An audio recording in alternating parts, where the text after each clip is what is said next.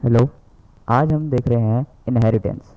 Inheritance का अगर Hindi meaning देखें तो उसे कहते हैं विरासत। मतलब कोई भी चीज़ हमें विरासत में मिलनी इनहेरिटेंस कहलाती है। यही चीज़ क्लास में भी होती है। कैसे, इसको देखते हैं हम। इसकी डिफाइन देखते हैं। What is inheritance? Inheritance is a process in which one object acquires all the properties and behaviors of its parent object automatically। इसका मतलब इनहेरिटेंस एक ऐसा प्रोसेस है जिसमें एक ऑब्जेक्ट वन ऑब्जेक्ट एक्वायर्स, मतलब एक object all properties and behaviour of its parent object. मतलब हमारा एक ऑब्जेक्ट उसकी पेरेंट क्लास के या पेरेंट ऑब्जेक्ट की प्रॉपर्टीज़ एंड उसका बिहेवियर अपने में इनहेरिट कर लेता है। मतलब एक्स क्लास का ऑब्जेक्ट के सारी प्रॉपर्टीज़ एंड बिहेवियर्स इनहेरिट हो जाती है वाई क्लास की ऑब्जेक्ट में। तो उसे हम कहते हैं इनहेरिटेंस। जब हम इसका एग्जांपल देखेंगे, लाइव एग्जांपल कोड पे, तो हमें इजीली ज़्यादा पता चलेगा कि कैसे इनहेरिटेंस होगी, कैसे एक ऑब्जेक्ट इनहेरिट कर लेगा और उसकी सारी प्रॉपर्टीज सब, वो हम इजीली तब पता कर पाएंगे। अभी there are 5 types of inheritance in C++। 5 type के इनहेरिटेंस होते हैं। पहला, सिंगल इनहेरिटेंस। सिंगल इनहेरिटेंस में क्या होता है, एक हमारी ए क्लास है, वो इनहेरिट होकर चली जाती है बी क्लास में। मतलब बी क्लास इनहेरिट कर लेती है अपने में, मतलब अपने में मिला लेती है ए क्लास को। मतलब ए क्लास की सारी प्रॉपर्टीज़ और बिहेवियर चली जाती है बी क्लास में। तो इसका मतलब इसको विरासत में मिल गई, इस बी क्लास को विरासत में मिल गई इसकी इस ए क्लास की प्रॉपर्टीज़ एंड बिहेवियर। इसी को ही इनहेरिटेंस कहते हैं। और ये सिंगल इनहेरिटेंस कहलाता है कि एक क्लास की सारी चीज़ें दूसरी क्लास में चली गई, वो हो गई सिंगल इनहेरिटेंस। अब आते हैं अगली मल्टीपल इनहेरिटेंस पे। मल्टीपल इनहेरिटेंस क्या, कि हमारे पे एक ए क्लास है, एक बी क्लास है, वो दोनों इनहेरिट हो जाती है एक सी क्लास में। ये होती है मल्टीपल इनहेरिटेंस, कि जब दो क्लास इनहेरिट होके एक तीसरी क्लास में चली जाती है, वो होती है मल्टीपल इनहेरिटेंस। अगला, multi level inheritance. Multi level inheritance में क्या होता है, एक हमारी ए क्लास होती है, वो इनहेरिट होती है बी क्लास में। फिर एक बी क्लास जो है हमारी, वो इनहेरिट हो जाती है सी क्लास में। मतलब ए की सारी प्रॉपर्टीज़ एंड उसके बिहेवियर चले जाते हैं बी में। फिर बी की सारी प्रॉपर्टीज़ और उसके बिहेवियर चले जाते हैं सी क्लास में। तो वो हमारी कहलाती है मल्टी लेवल इनहेरिटेंस। अब अगले पे आते हैं। अगली है हाइब्रिड इनहेरिटेंस। हाइब्रिड इनहेरिटेंस क्या कहती है, कि ए क्लास इनहेरिट हो जाती है बी क्लास में एंड सी क्लास इनहेरिट हो जाती है डी क्लास में। मतलब एक क्लास इनहेरिट होती है दूसरी क्लास में, फिर हम एक तीसरी क्लास बनाते हैं जो इनहेरिट हो जाती है एक चौथी क्लास में। ये थोड़ी मल्टी लेवल की तरह है बट थोड़ा डिफरेंट है। इसमें तो तीनों एक एक करके इनहेरिट हो रही थी मल्टी लेवल में, बट इसमें एक एक करके अगले में हो रही है, एक साथ अगले में हो रही है। फिर अब लास्ट आते हैं हेरार्किकल इनहेरिटेंस पे। इसमें एक हेरार्की की तरह बन जाती है इनहेरिटेंस। जैसे जब ए क्लास इनहेरिट होती है B1 में और B2 में, मतलब एक ही क्लास की प्रॉपर्टीज़ एंड उसके बिहेवियर इनहेरिट हो जाते हैं दो क्लास में। एक B1 क्लास होगी आपकी और एक B2 क्लास होगी, इन दो में इनहेरिट हो जाती है, तो क्या कहते हैं हेरार्किकल इनहेरिटेंस। सबसे ज़्यादा यूज़ में आती है एक single inheritance, multiple inheritance and multi level inheritance. इन तीनों का सबसे ज़्यादा यूज़ होता है इनहेरिटेंस में। क्या है, वैसे आपको इस वीडियो में आने वाली वीडियो में ये दोनों के बारे में बताएंगे। सो देखते हैं सबसे पहले कोड में कि कैसे सिंगल इनहेरिटेंस करते हैं।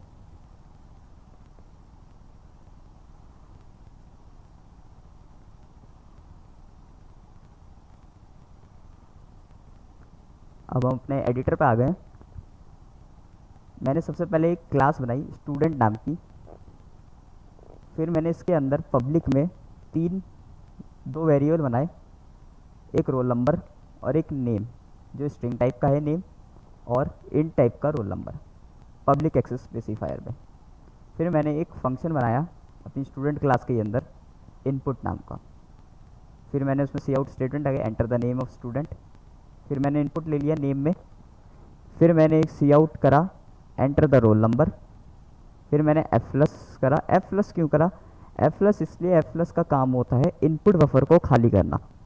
इनपुट बफर क्या होता है कि जब भी हम कीबोर्ड से इनपुट देते हैं तो सबसे पहले हमारे इनपुट बफर में जाता है, फिर इनपुट बफर से डेटा फैच होता है, या तो सीन के लेगा, या अगर आप स्कैन एफ सब का यूज़ कर रहे हो तो स्कैन एफ सब जाता है। ये होता है हमारा एफ प्लस का काम। तो मेरे को यहाँ एफ प्लस की ज़रूरत पड़ी, क्यों? क्योंकि मेरा इनपुट बफर खाली नहीं हो पा रहा था जब मैंने नेम में इनपुट दिया, तो इसलिए मेरे को एफ प्लस लगाना पड़ा ताकि मैं रोल नंबर के लिए भी अपना इनपुट दे सकूँ। अगर आपका बिना एफ प्लस के काम हो जाएगा तो आप बिना एफ प्लस के यूज़ कर लेना, नहीं तो आप भी एफ प्लस लगा सकते हैं। फिर अगला आते हैं, मैंने एक डिस्प्ले फंक्शन फिर नीचे क्रिएट करा जो इनका नाम और रोल नंबर प्रिंट करेगा स्टूडेंट का। तो मैंने अंदर सिंपली सी आउट की स्टेटमेंट लगा दी, स्टूडेंट नेम इज़, जो नेम में आ रखा होगा इनपुट वो प्रिंट हो जाएगा। ऐसे फिर सी आउट रोल नंबर इज़ और रोल नंबर, और मैंने अपनी एक क्लास एंड कर दी यहाँ।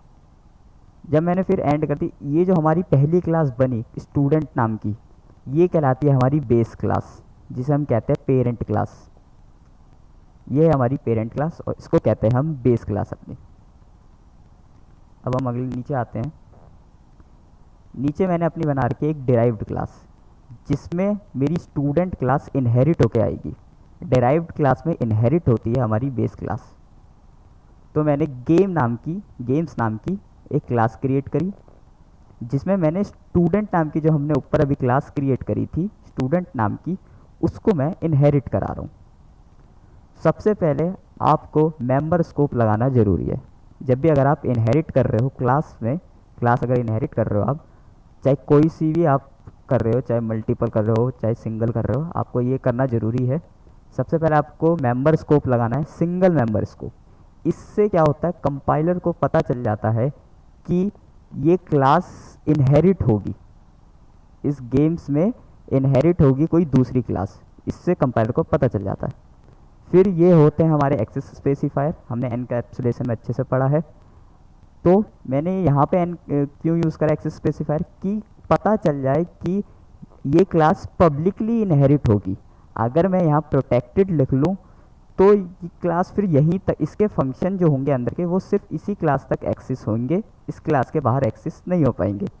ऐसी प्राइवेट में हम किसी भी तीनों एनकैप्सुलेशन में हम कर सकते हैं एक्सेस स्पेसिफायर में, बट पब्लिक में क्यों करा मैंने, ताकि अगर मैं कोई मल्टीपल लेवल या मल्टीपल कोई अगर इनहेरिटेंस करना चाहूँ तो मैं फिर अगर मैंने दूसरे एक्सेस स्पेसिफायर को यूज़ करूँगा, फॉर एग्जांपल के लिए पब्लिक या प्रोटेक्टेड, तो मैं इस स्टूडेंट क्लास के फंक्शन को दूसरी क्लास में यूज़ नहीं कर पाऊँगा। इसलिए सबसे ज़्यादा पब्लिकली हम इनहेरिटेंस करते हैं, ताकि मैं किसी भी क्लास में जब इनहेरिट करूँ तो उसकी फंक्शन को यूज़ कर सकूँ।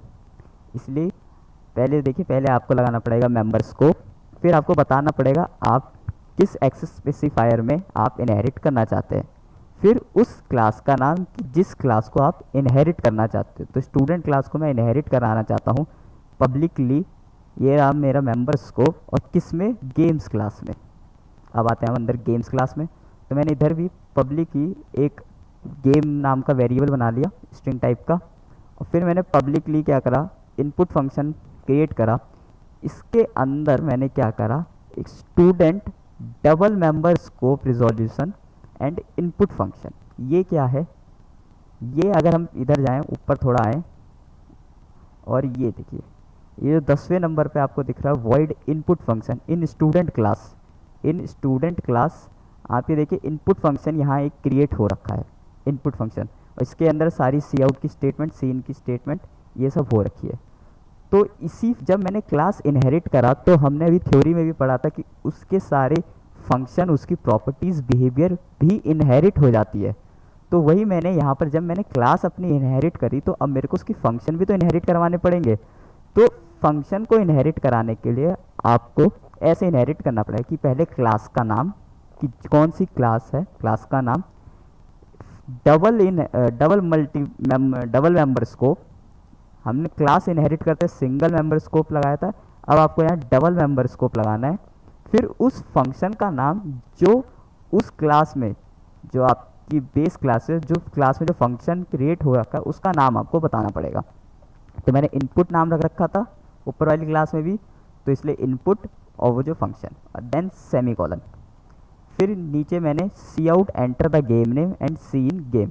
ये जो सी आउट सीन है ये इसके लिए बना है, इस इनपुट फंक्शन के लिए जो गेम्स के अंदर बन रखा है फंक्शन। और ये जो है स्टूडेंट इनपुट, ये पॉइंट कर रहा है इस क्लास की, जो स्टूडेंट वाली क्लास है उसके इनपुट फंक्शन में जो ये सारी चीज़ बनी हुई है वो। जब कोड रन होगा तब आपको और अच्छे से पता चलेगा। फिर ऐसे ही मैंने डिस्प्ले फंक्शन जब क्रिएट करा, फिर उसमें भी मैंने यही करा कि student double member scope resolution और फंक्शन का नाम डिस्प्ले। फिर मैंने सी आउट गेम कि जो ये डिस्प्ले फंक्शन जो इस गेम्स के लिए बना हुआ है वो गेम्स भी प्रिंट कर देगा। अब फिर मैंने यहाँ पे अपनी क्लास एंड कर दी। फिर मैंने क्या करा, गेम्स का एक ऑब्जेक्ट क्रिएट करा, गेम्स क्लास का। फिर मैंने इसमें इनपुट फंक्शन को कॉल करी इसमें, और डिस्प्ले फंक्शन को कॉल करी। मैंने क्या करा, एक इनपुट फंक्शन के लिए एक ऑब्जेक्ट बनाया, जी ऑब्जेक्ट। एक ही ऑब्जेक्ट से मैं इस गेम्स के अंदर की जो फंक्शन है, गेम्स क्लास के अंदर के जो फंक्शन है उनको भी यूज़ कर सकता हूँ, और जो स्टूडेंट क्लास की जो फंक्शन है उनको भी यूज़ कर सकता हूँ, वो भी एक ही ऑब्जेक्ट से। क्योंकि अभी थ्योरी में भी हमने यही पढ़ा था कि एक ऑब्जेक्ट इनहेरिट कर लेता है पेरेंट क्लास के बिहेवियर सबको। तो वही हुआ यहाँ पे, इस जी ऑब्जेक्ट ने स्टूडेंट क्लास के जो बिहेवियर थे, उस जो फंक्शन थे, सारी चीज़ इनहेरिट कर रखी है। तो अगर मैं एक ऑब्जेक्ट ही बनाऊं तो मैं स्टूडेंट क्लास के अंदर जो मेरे इनपुट और डिस्प्ले फंक्शन है उनको भी कॉल अप कर सकता हूं विद द हेल्प ऑफ इस जी ऑब्जेक्ट, जो ये गेम्स का ऑब्जेक्ट है। क्यों?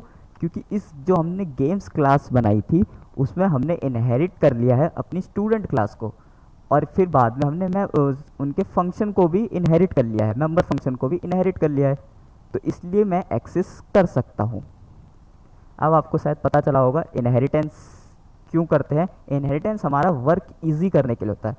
अगर यही चीज़ मैं अलग अलग करके बनाता, कि अगर मेरे को इस गेम्स क्लास में भी स्टूडेंट की डिटेल चाहिए होती, तो मैं क्या करता, इस इनपुट फंक्शन में भी पहले स्टूडेंट की सारी डिटेल लिखता कि स्टूडेंट का नाम क्या है, स्टूडेंट का रोल नंबर क्या है, फिर स्टूडेंट का फिर वो गेम्स या जो भी XYZ। बट अगर आप ऊप्स पढ़ रहे हो तो आप ऊप्स में आप ये कर सकते हो कि एक क्लास में आपने अगर सब कुछ बना दिया है तो आप दूसरी क्लास को इनहेरिट कर लोगे, तो आप उसके सारी बिहेवियर, उसके फंक्शन सब भी इनहेरिट कर सकते हो। तो आप दोबारा से आपको उतना कोड लिखने की कोई ज़रूरत नहीं, आप सिर्फ उसके फंक्शन को इनहेरिट कर लो और फिर आप अपने उस ऑब्जेक्ट से, जो आपकी क्लास है उसका ऑब्जेक्ट क्रिएट करके आप उस फंक्शन को यूज़ कर सकते हो। इनहेरिटेंस हमारा ये काम आसान कर देती है। अब देखते हैं ये आगे। अरे ये देखिए, मैंने सिर्फ गेम्स का ऑब्जेक्ट बनाया था, और मेरे को आउटपुट में क्या मिल रहा है, सबसे पहले enter the name of student. But मैंने गेम्स में तो कहीं लिखा ही नहीं enter the name of student, मैंने कहीं नहीं लिखा। मैंने कहाँ लिख रखा है enter the name of student? मैंने स्टूडेंट क्लास में लिख रखा है enter the name of student. But लेकिन मैं ऑब्जेक्ट किसका बना रहा हूँ, गेम्स नाम का। तो गेम्स नाम का जो ऑब्जेक्ट बनाया तो यू स्टेटमेंट आनी चाहिए enter the game name, but वो नहीं आया। क्यों नहीं आया? क्योंकि जब ये ऑब्जेक्ट कॉल हुआ इनपुट फंक्शन, और ये जब इधर गया इसके इनपुट फंक्शन में, तो ये जो मैंने बना रखा है क्लास नेम, ये जो मैंने फंक्शन बना रखा है, एक जो इनहेरिटेंस अभी हमने करा था, तो उसमें मैंने फंक्शन भी इनहेरिट कर रखा है मेंबर फंक्शन में। तो जैसे ही इनपुट फंक्शन के अंदर आया कंपाइलर, उसने देखा कि स्टूडेंट नाम की एक क्लास है जो मेंबर स्कोप है और इनपुट फंक्शन है उसका, तो तुरंत उस वाली क्लास में चला गया, स्टूडेंट वाली क्लास में, और वहाँ पे जाके इस फंक्शन को इसने एक्सेस कर लिया। तो तभी मेरे को आउटपुट में सबसे पहले मिल रहा है enter the name of student. अब मैं नेम ऑफ स्टूडेंट लिखता हूँ, जैसे फॉर एग्जाम्पल मैंने लिख दिया तुषार, फिर अब वो पूछ रहा है उसका roll number. For example roll number में लिख दिया 35। अब वो पूछ रहा है गेम, मैंने गेम में लिख दिया क्रिकेट, और मेरा आउटपुट देखिए तीनों का आ गया। स्टूडेंट नेम क्या है, रोल नंबर क्या है और गेम क्या है। जब जब जैसे ही यहाँ पर इनपुट फंक्शन ने लगाई होगी यहाँ पर आगे की कॉल, और फिर जब हम इसमें आए होंगे, फिर ये सी आउट स्टेटमेंट पहले चलेगी, फिर ये वाली सी आउट स्टेटमेंट, फिर जब इसका वर्क डन हो गया, जब फिर हम वापस फिर इधर आ गए, फिर मेरे को यहाँ पे एंटर द गेम नेम, जैसे आपने अभी देखा था आउटपुट में भी एंटर द गेम नेम जो मेरे से पूछ रहा था। सो हमें इससे ये पता चलता है इनहेरिटेंस से कि हम अपना वर्क कितना ईजिली एंड एफिशिएंट मैनर में कर सकते हैं। कि बस आप एक क्लास क्रिएट करो, सिर्फ आप एक क्लास अपनी क्रिएट करो, उसमें अपने फंक्शन बना दो, और फिर अगर जब आपको उस फंक्शन की ज़रूरत पड़े दूसरी क्लास में, तो आप सिंपली उस क्लास को इनहेरिट कर लो, और फिर उस फंक्शन को ऐसे जिस class name member double member scope और उस फंक्शन का नाम से आप यूज़ कर लो। आपको कोई फिर बाद में उन सब की डिटेल लिखने की कोई ज़रूरत नहीं, आपको सिंपली जो आपने ऊपर लिखा होगा आपको वही यूज़ हो जाएगा। इनहेरिटेंस हमारा ऐसे कर देता है। देन